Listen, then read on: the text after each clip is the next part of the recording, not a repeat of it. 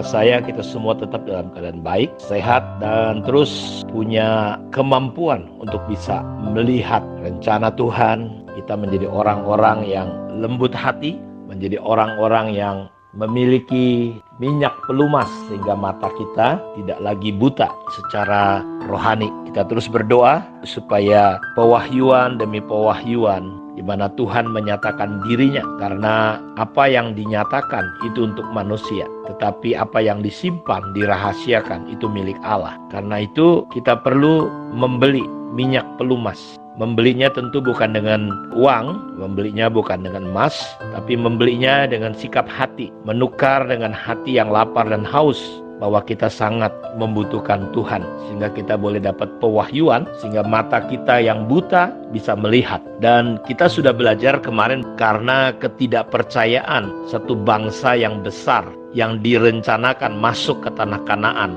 untuk menikmati madu dan susu, dikeluarkan dengan cara yang hebat dan luar biasa, dikeluarkan dengan mujizat-mujizat yang besar, tetapi akhirnya mereka semua satupun tidak ada yang masuk ke tanah Kanaan. Orang-orang yang 20 tahun ke bawah yang masuk. Dan semua disebabkan karena apa? Dikatakan bahwa demikianlah kita lihat Ibrani 3:19 bahwa mereka tidak dapat masuk oleh karena ketidakpercayaan mereka. Jadi ketidakpercayaan ini lahir. Jadi mereka menjadi susah untuk percaya walaupun mereka melihat banyak mujizat Tuhan. Karena apa? Karena kebodohan, kedegilan yang ada di hati mereka menutupi mata mereka, walaupun mereka di depan mata mereka melihat mujizat-mujizat Tuhan. Karena itu saya ingin mengajak kita melihat secara lengkap ayat ini dalam kitab Ibrani pasal 3 ayat 7-13. Perhatikan baik-baik. Sebab itu seperti yang dikatakan Roh Kudus, pada hari ini jika kamu mendengar suaranya, janganlah keraskan hatimu. Kenapa mereka sulit untuk percaya? Karena waktu mereka mendengar firman Tuhan, mendengar tuntunan Tuhan, pesan Tuhan lewat pemimpin mereka, Musa. Ayat ini berkata pada hari ini jika kamu mendengar suaranya, janganlah keraskan. Kata jangan, keputusannya ada pada kita. Jadi rupanya kita bisa memutuskan untuk menolak Tuhan dan suaranya. Saya nggak tahu berapa banyak Bapak Ibu selama ini kalau kita perhatikan, kita menjadi orang-orang yang susah percaya kepada Tuhan. Kita lebih gampang percaya hoax, kita lebih gampang percaya kepada dunia, kita lebih gampang percaya kepada apa yang kita lihat dan kita rasakan daripada kita mempercayai Tuhan. Dan persoalan orang Israel kita temukan di sini adalah jangan keraskan hatimu. Artinya mereka ketika menghadapi satu persoalan masalah, karena ayat ini berkata seperti dalam kegeraman pada waktu pencobaan di padang gurun, di mana nenek moyangmu mencobai aku dengan jalan menguji aku, sekalipun mereka melihat perbuatan-perbuatanku 40 tahun lamanya. Itulah sebabnya aku murka kepada angkatan itu. Jadi perhatikan, ketika mereka menghadapi masalah, persoalan, mereka menolak. Mereka tidak mau hidup dalam prinsip-prinsip kebenaran Tuhan. Mereka tetap selalu teringat dengan Mesir. Mereka kalau lagi marah, oh Musa, apakah kami akan mati di sini? Kenapa harus mati di padang gurun? Bukankah di Mesir lebih bagus? Ada bawang bombay, ada ini, ada ini.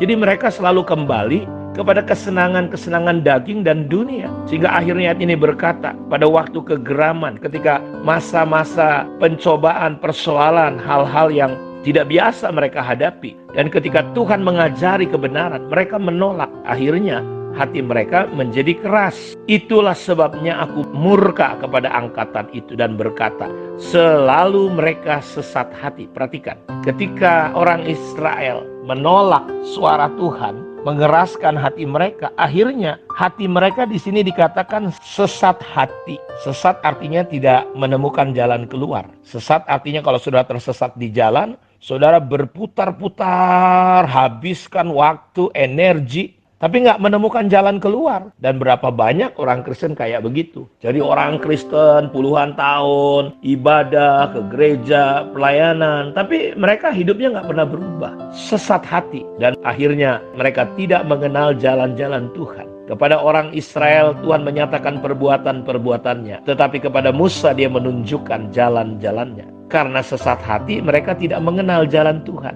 Sehingga aku bersumpah dalam murkaku, mereka takkan masuk ke tempat perhentianku. Jadi mengundang murka Tuhan.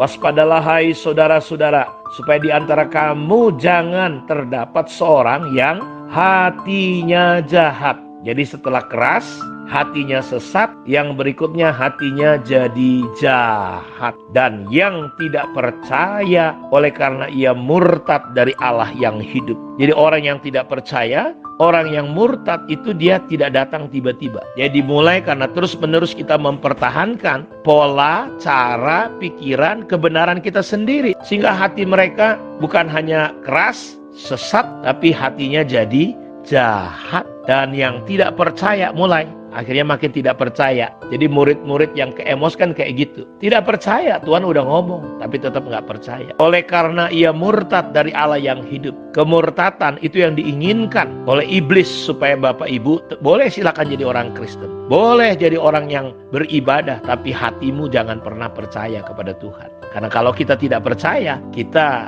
akan mengalami seperti bangsa Israel tidak masuk kepada panggilan dan rencana Tuhan. Tidak bisa menikmati apa yang Tuhan sudah siapkan untuk kita. Tetapi nasihatilah seorang akan yang lain setiap hari selama masih dapat dikatakan hari ini. Jadi hari ini ketika Bapak Ibu mendengar firman Tuhan ini. Jadi hatinya keras, lalu jadi sesat, lalu jadi jahat. Maka yang keempat di sini dikatakan, tetapi nasihatilah seorang akan yang lain setiap hari selama masih dapat dikatakan hari ini, supaya jangan ada di antara kamu yang menjadi tegar hatinya. Saya berdoa biar kita punya hati yang lembut, hati yang tidak jahat, hati yang tidak tersesat, hati yang tidak keras, sehingga kita bisa sampai, kita bisa terbuka mata hati kita.